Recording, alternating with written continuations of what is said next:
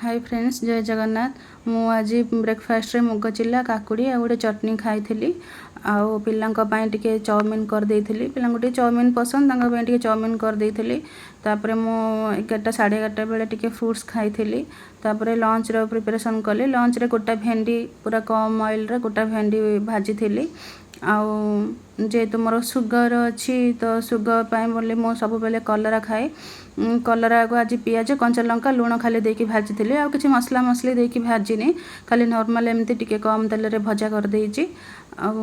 उषुना भात करची। उषुना भात मु खाए, हुआ भात खाएनी मोर सुगर थिबा लागि। उषुना भात खाउची। तापरे मु मुनिका आलू टिके भाजीची। मुनिका आलू सिझेइकी ताको केवल खाली लुण देकी पानी रे सिझे देली। फास्ट सिझेइकी ताको खाली कम तेल रे, बहुत कम तेल रे मुनिका आलू भजा करची। मु तो आलू खाएनी, मुनिका खाइबी। आउ पिला मानको तो आलू पसंद, सेथि पई टिके मुनिका आलू सिझे देइची। तापरे संतुला करची। संतुला भी बहुत कम तेल रे एमती संतुला पियाज कंचा लंका रसुण देकी ताको फुटाई देली। फुटाई देकी धनिया पत्र टिके पकेइकी संतुला कर देइची। आउ आपण माने आज की कोन खाइले मते टिके कमेंट करी निश्चय जणेबे।